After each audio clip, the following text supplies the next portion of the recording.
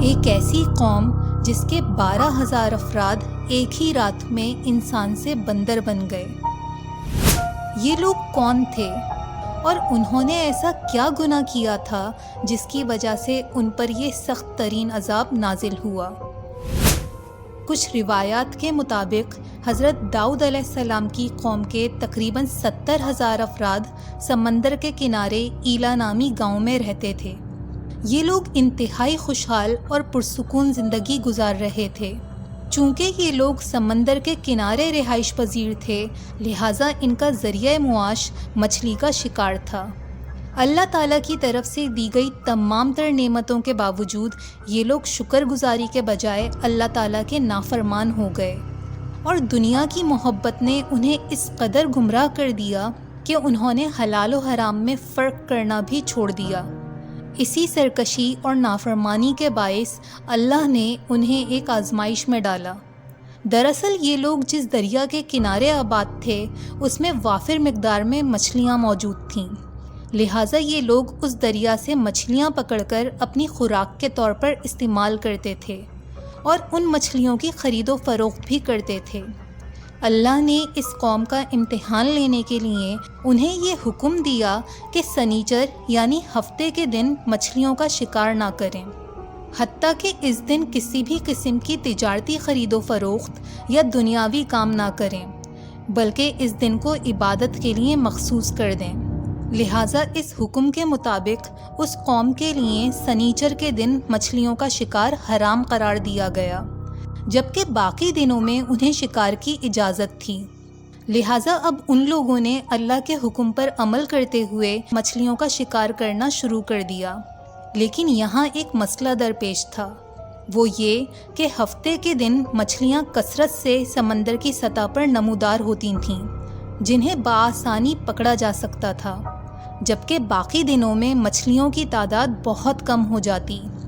قوم کے کچھ لوگ اس آزمائش کو سمجھ گئے اور صبر و تقویٰ کے ساتھ اللہ کے حکم کی پابندی کرتے رہے، لیکن زیادہ تر لوگ دنیاوی فائدے کی لالچ میں آ گئے۔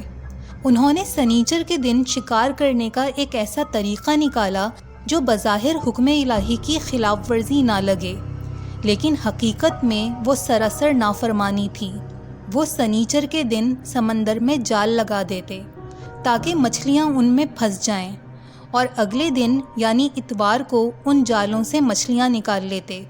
اسی طرح کچھ لوگوں نے دریا کے کنارے چھوٹے چھوٹے حوض اور نہریں بنا لیں جو دریا سے جڑی ہوئی تھیں۔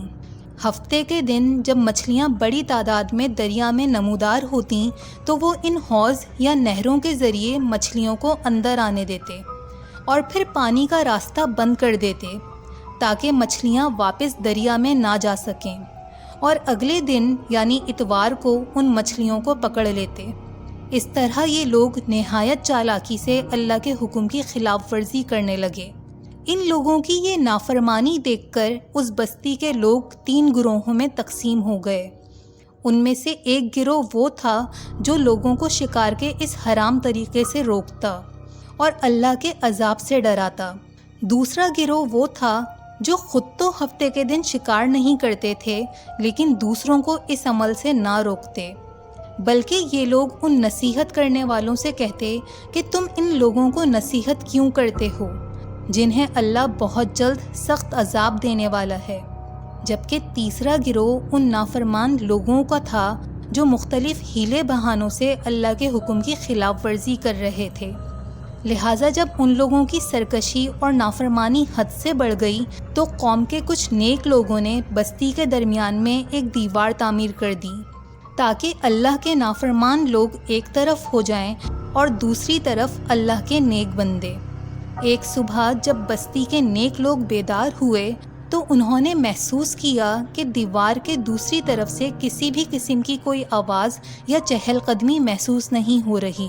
لہٰذا جب ان لوگوں نے دیوار کے اس پار جھانکا تو یہ دیکھ کر حیران رہ گئے کہ وہ تمام نافرمان لوگ بندر بن چکے تھے۔ ان کی شکلیں مسخ ہو چکی تھیں۔ وہ اپنے رشتہ داروں کو دیکھ کر روتے چلاتے لیکن کچھ کہہ نہ پاتے۔ یہ لوگ اس حالت میں 3 دن تک زندہ رہے اور پھر سب کے سب ہلاک ہو گئے۔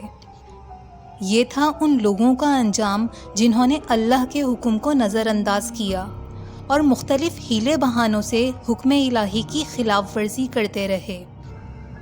اصحاب سبت کا یہ واقعہ قرآن پاک میں مختلف مقامات پر عبرت کے طور پر بیان کیا گیا ہے۔